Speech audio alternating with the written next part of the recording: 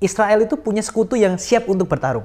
Ya, tapi kalau Iran, sekutu-sekutunya dia belum berani sefrontal Amerika kan. Jadi posisinya sekarang kayaknya Iran emang dia punya teman, cuman ibarat kalau di grup WA tuh dia cuma ngerit. Apakah Perserikatan Bangsa-Bangsa hari ini masih menjadi relevan atau justru udah kayak organisasi-organisasi bodong yang embel-embel by order? Indonesia perlu untuk turut andil, tetapi perlu mengukur kemampuan dirinya. Jangan sampai kita menjadi entitas kecil ya dalam tanda kutip di tengah pertarungan dua gajah. Isu yang harus kita hadapi itu bukan isu siapa yang melempar rudal balistik duluan dan segala macam, bukan. Tapi ada musuh bersama yang akan kita hadapi sekarang ini itu adalah.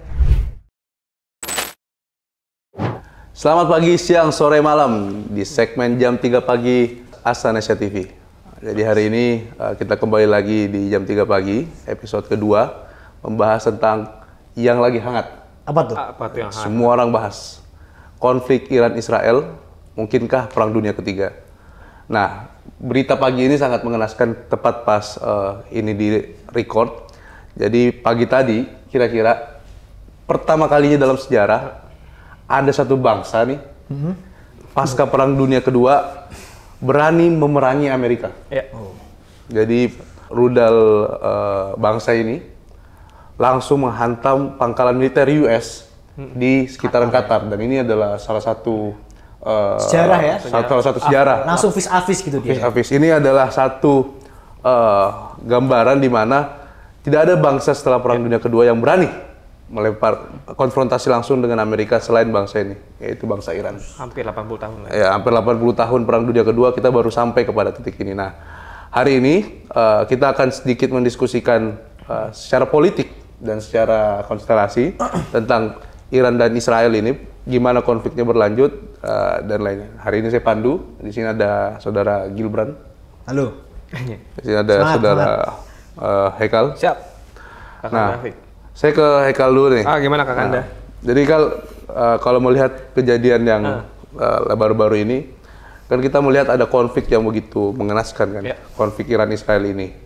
Nah, kalau ngelihat konflik ini, menurut lu ini murni soal ideologi dan pertahanan diri, atau memang hanya soal memperebutkan kembali kekuasaan global yang baru? Karena hari ini ketika Amerika udah mulai agak drop dan superpower baru mulai bangkit. Nah, ini kira-kira ini murni pembelaan diri dari Iran atau pembelaan diri dari Israel, atau ini ada perebutan kekuasaan baru? Kalau menurut gua melihat konflik Iran Israel ini nggak bisa lagi kita bahas ideologis, karena ini udah murni perang, udah murni kebencian satu sama lain. Karena yang diserang pertama kali oleh Israel kepada Iran adalah kawasan nuklir, kawasan pengembangan nuklir Iran yang diisukan akan menjadi kekuatan Iran beberapa tahun ke depan. Dan itu yang ditakuti mungkin sama Israel dan grup gitu kan, company-nya Israel. Dan di mana Iran membalas dengan balasan rudal yang lebih dari 400 rudal balasan ke Tel Aviv dan sekitar kawasan Israel. Itu menurut gua adalah murni cara Iran membela diri. Dengan Iran show the power bahwa Iran bukan bangsa yang lemah, bukan bangsa yang bisa ditindas. Jadi ini pembelaan diri dari Iran? Pembelaan diri murni dari Iran. Terlebih kalau kita bicarakan ini kenapa pembelaan diri, karena ketika Amerika ikut terlibat dalam peperangan ini antara Israel dan Iran nggak takut, Pak. Gitu kan? Tadi yang kita bahas juga di awal, Afik bahas, Iran nggak takut untuk membahas dan membalas menyerang pangkalan-pangkalan Amerika. Tentara Amerika di Qatar yang untouchable. Gitu. Dan ini juga membuktikan bahwa Iran bukan negara yang sepele untuk disepelekan oleh Amerika. Terlebih hari ini juga, kemarin ya, Menlu Iran datang ke Moskow untuk bertemu Putin. Berarti kan ada eskalasi berlanjut yang menjadi langkah preventif dari Iran untuk melindungi diri ketika mungkin terjadinya perang dunia ketiga. Makin berani malah. Makin berani dia. Oke, berarti kalau menurut lu ini pure pembelaan diri? Pure pembelaan diri. Nah, sebagai masyarakat partai politik nih, sebagai partai politik melihat gelagat perang Iran dan Israel ini murni reasoningnya pembelaan diri atau emang ada intrik-intrik mau menguasai nih? Kalau lu ngelihat polanya, karena kan di dalam politik terutama, ya ini udah bicara tentang kapasitasnya negara ya. Menurut lu ini ada pembelaan diri soal ideologi atau memang ini soal menemukan dominasi baru? Gimana? Kita nggak bisa bilang cuman salah satu faktor ya. Karena kalau kita lihat sejarah panjangnya Mas Afik sama Mas Haikal, Iran itu punya hubungan pasang surut sama Barat. Contoh ketika sebelum revolusi Iran tahun 79 yang dipimpin oleh Ayatullah Khomeini itu kan dipimpin oleh Shah Reza Pahlavi kan. si Shah Reza Pahlavi ini sangat dekat dengan Barat. Dan Israel dengan Barat. Sehingga Israel dan Barat melihat Iran ketika dipimpin oleh sang Syah ini, itu benar-benar sekutu tuh. Nah, ketika revolusi Iran terjadi dipimpin oleh Ayatullah Khomeini yang sangat frontal saat itu, berbalik tuh positioningnya. Tapi dari tahun 79 sampai sekarang ini ya, mungkin belakangan ini, itu nggak pernah ada pertarungan vis-a-vis antara Amerika dan Iran. Bener tadi. Selama ini tuh lewat proxy Israel dan misal kalau misalnya kita tahu di Lebanon tuh ada yang namanya Hizbullah tuh. Kemudian ada Houthi juga.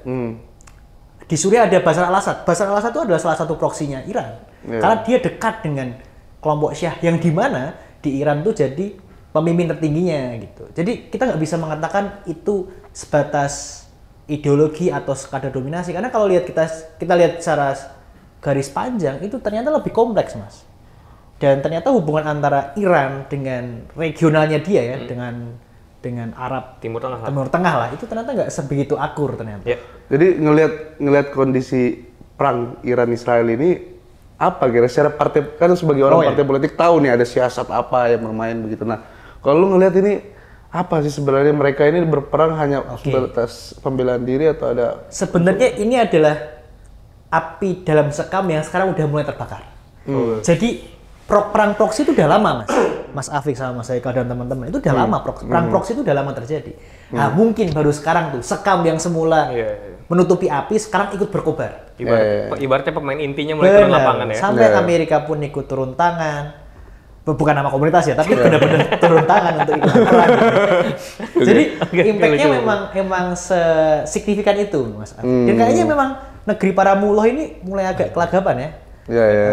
Dengan hantaman-hantaman Israel ini. Sampai tadi Mas Haikal bilang menlunya Iran sampai berkunjung ke Moskow ya. Saudaranya pasti ada ukuran-ukuran tertentu ya.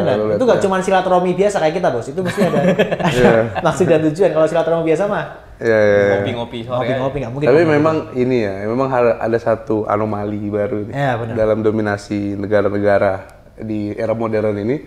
Jadi sekarang itu kelihatannya memang kalau kata siapa namanya Noam Chomsky itu, Noam Chomsky dalam Hegemony of Survival itu dia bilang ya United States as a security public itu ya dia sebenarnya tidak sedang jabatan secure public itu sebenarnya adalah jabatan untuk mendominasi seluruh negara-negara gitu. Jadi sebenarnya ini bukan benturan, pada akhirnya seperti bukan benturan ideologi gitu. Tapi siapa penjaga stabilitas, dan penjaga stabilitas itulah si pemegang dominasi itu gitu.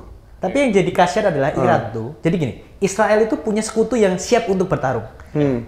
Barat ya, Prancis, kemudian Amerika. Tapi kalau Iran, sekutu-sekutunya dia kayak Rusia, Cina itu belum berani untuk vis-a-vis. Pakistan belum berani untuk sefrontal Amerika kan. Jadi posisinya sekarang kayaknya Iran emang dia punya teman, cuman ibarat kalau di grup WA tuh dia cuma ngerit, jadi nggak. Nah, ini bahasan yang menarik sebenarnya. Tapi sebelum gua bahas soal partai politik Islam tentunya. Nah, lu lihat nih kan ini bangsa yang menarik adalah Iran sendirian kan. Tampaknya sendirian ya. Menghadapi banyak hal ini. Ini kira-kira menurut lu, ini kan sebenarnya ada implikasi juga terhadap genosida besar di Palestina ya.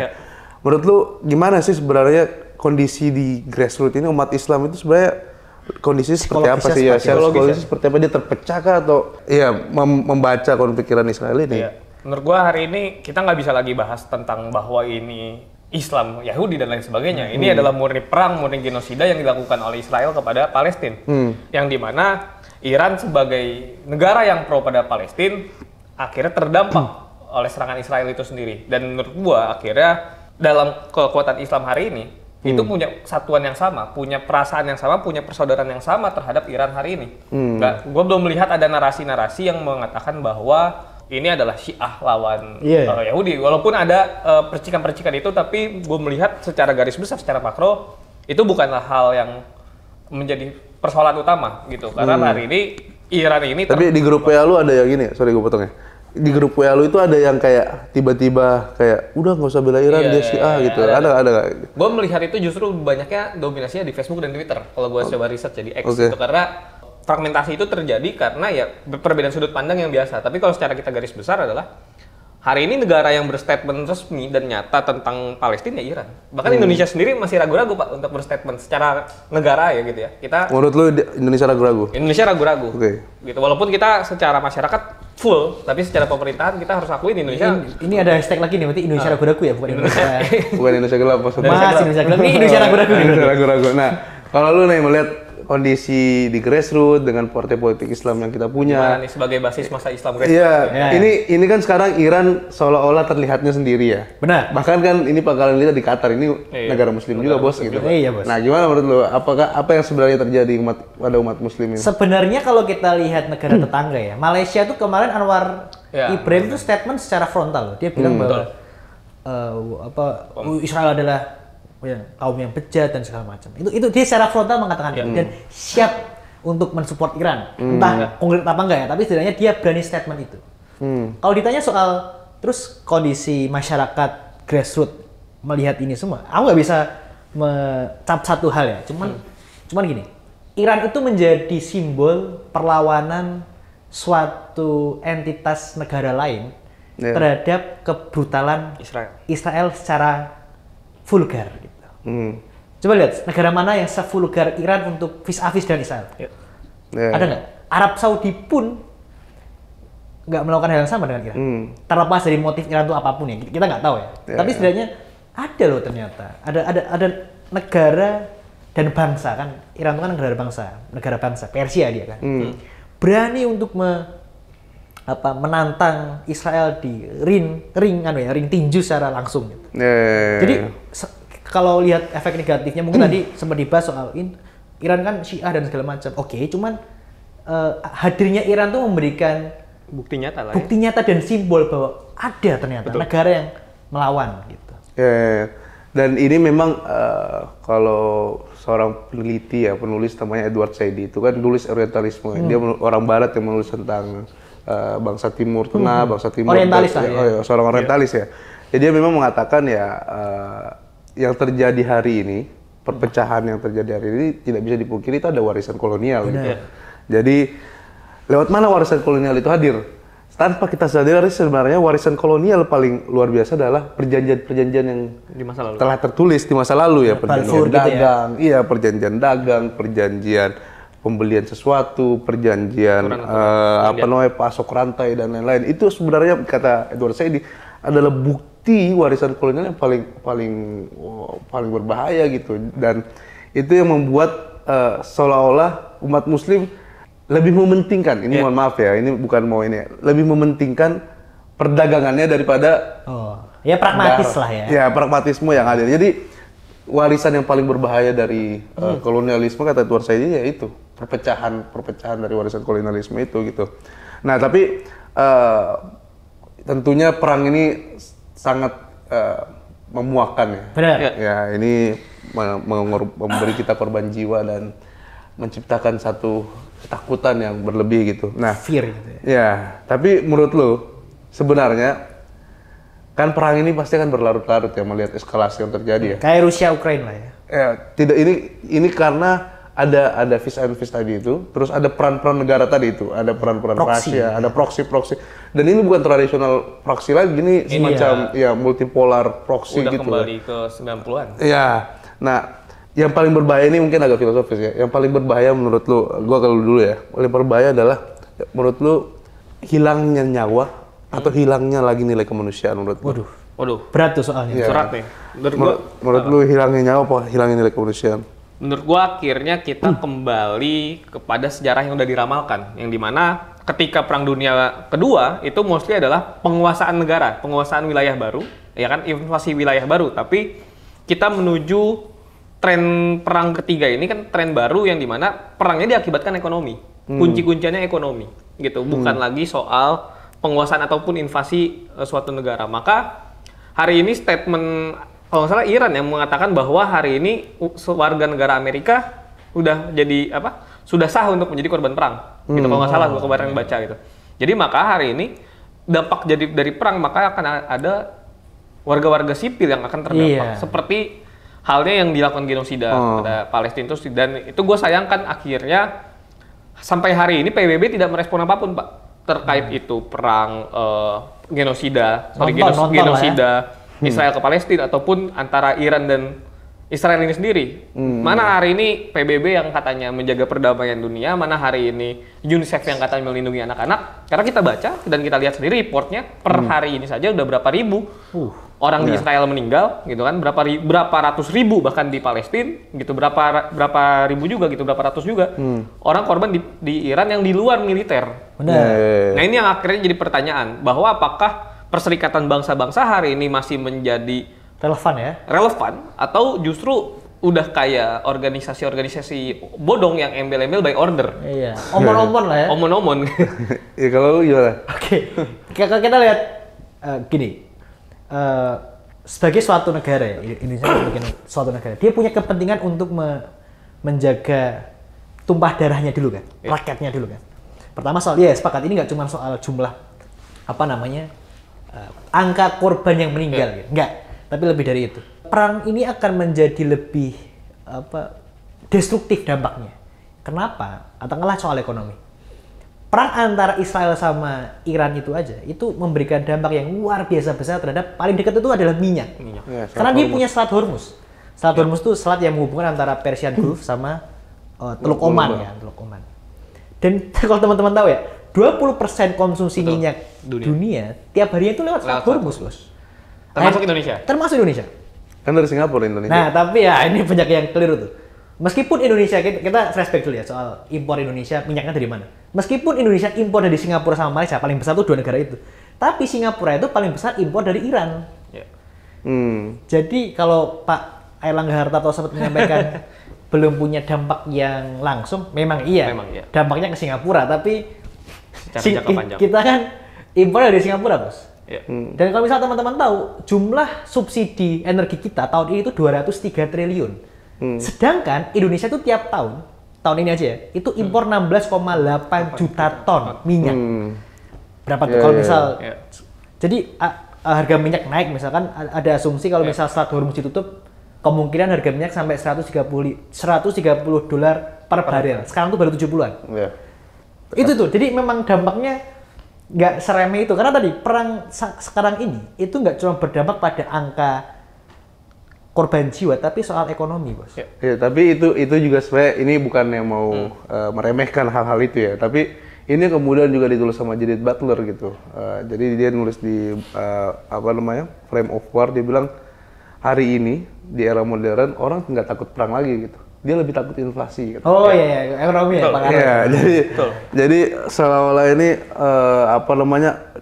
nyawa itu sudah tidak lagi menjadi ketakutan. Kepentingan umat manusia lebih penting gaya hidupnya, lebih takut harga kopinya naik. Oh iya, Pak. Iya kan, lebih takut gaya hidupnya tuh. Iya, nggak bisa ngobrol sampai jam 3 pagi. Stop nih, ini podcast stop. Jadi maksudnya ini satu anomali. Anomali di era modern ketika semua orang terkoneksi. Sehingga perang itu, ketakutan kita terhadap perang bukan darahnya, Bos. Tapi karena gaya hidup yang turun gitu. Salah satu penyebab kenapa darah itu udah nggak jadi penting ataupun manusia hari yang dianggap penting, barang nggak penting. Karena satu Pak, perbedaan perang dunia kedua dan ketiga adalah zaman perang dunia kedua, orang itu masih ketemu tentara lawan, Pak. Sekarang Iran nyerang Israel, ada nggak tentara yang nyampe Israel? Nggak ada, semua pakai peluru jarak jauh, semua pakai rudal jarak jauh yang tidak bisa diprediksi. Bahkan Iron Dome saja yang katanya mutakhir gitu kan, nggak bisa menjaga itu semua gitu. Jadi nggak ada kepastian negara bisa memastikan masyarakatnya selamat ataupun terevakuasi dengan baik, karena serangan rudal bisa datang dari kapan saja dan melalui apa saja. Nggak ada lagi yang namanya tank datang ke invasi kayak Ukraina lawan Rusia gitu loh. Semua jarak jauh dilakukan, bahkan rudal balistik ataupun yang katanya ada rudal nuklir yang diisukan itu menjadi senjata mematikan bisa menyerang kapanpun tanpa terprediksi. Itu yang menjadi penyebab mungkin hari ini kestabilan ekonomi lebih penting daripada kestabilan nyawa ataupun keamanan masyarakat. Jadi nuansa itu ya, meskipun tetap penting ya, kemanusiaan dan jumlahnya. Cuman pada akhirnya kan namanya psikologis perang ya. Iya, orang kan mikirnya langsung psikologisnya apa sih dampaknya buat kita ya. Sebenarnya Prabowo udah ngomong kan kemarin ya soal ya pasti tentang teori geopolitik kita ya, tentang bebas aktif ya. Dan tentu teori dasar non-blok itu ya. Nah, tapi tentunya perang ini kita mau akhiri. Benar. Kita semua ya tentunya apalagi Gen Z ya. Kita ini generasi yang nggak pernah lihat perang ini. Kita belum nikah lah ya. Belum nikah ini, kita mau perang cepat berhenti lah. Benar. Nah, tapi tentunya harus ada yang menjuru bicara. Nah, kalau melihat gelagat Prabowo kemarin lu udah ngomong di forum internasional di Rusia ya, tentang Iran Israel juga, peran Indonesia dan lain-lain. Nah, kalau dari lu ngelihat gimana posisi Indonesia, kemungkinan apakah bisa mendamaikan ini atau mempengaruhi opini global atau gimana? Kita nggak bisa berasumsi lebih jauh ya. Pertama karena memang jujur diriku nggak punya expert di situ ya, expertise di situ nggak punya. Cuman kalau kita lihat sepak terjang hubungan luar negeri Pak Prabowo semenjak beliau dilantik sampai sekarang ini, pertama dia udah memutuskan buat gabung BRICS kan. Dan kita lihat kemesraan Pak Prabowo sebagai kepala negara dengan gerbongnya BRICS ini cukup mesra kan. Kemarin langsung ke Rusia dan ditawarkan perjanjian kerjasama nuklir secara damai ataupun non damai.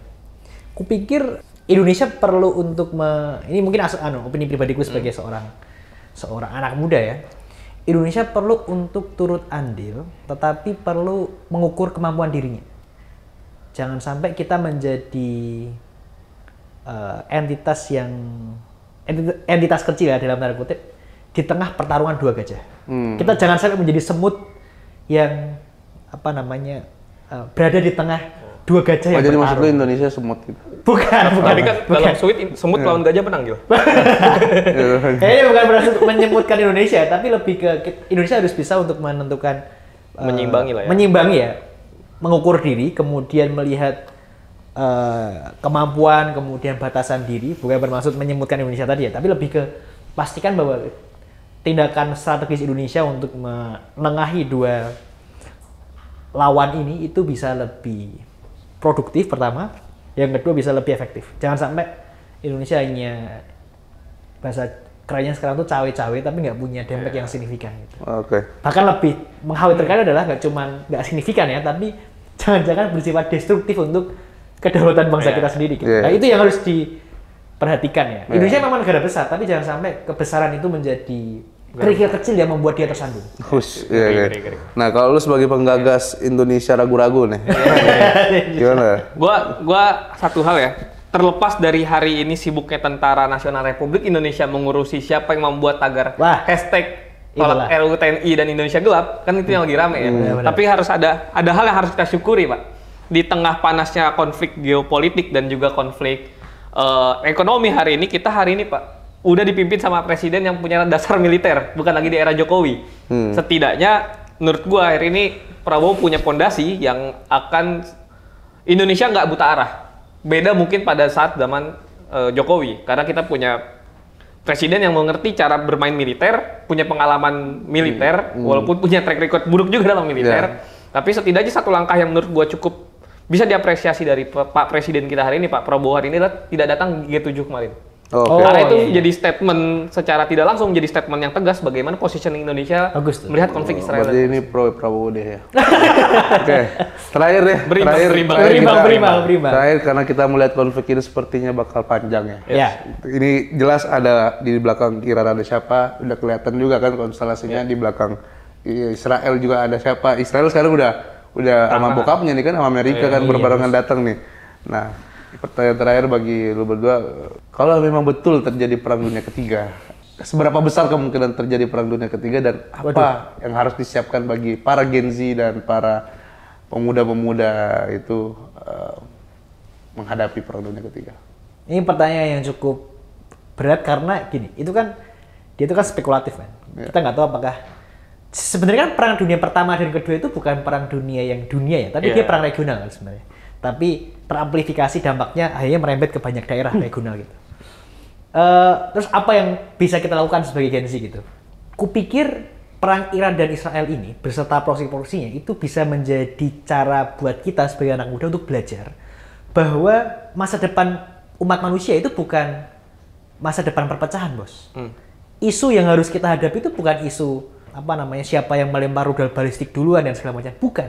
Tapi ada musuh bersama yang akan kita hadapi sekarang ini tuh adalah kayak misal iklim, kemudian isu-isu kemanusiaan yang sifatnya lebih global. Jadi Yang kukhawatirkan dari perang Iran-Israel adalah, terlepas dari kebejatan Israel, adalah ketakutan, adalah munculnya narasi proteksionisme dan nasionalistik yang berlebihan terhadap masing-masing bangsanya. Akhirnya kerjasama internasional itu akhirnya terpupuskan. Padahal kalau misalnya teman-teman baca bukunya, aku lupa nama penulisnya siapa, tapi judulnya itu The Uninhabitable Earth, bumi yang tak dapat lagi bisa dihuni.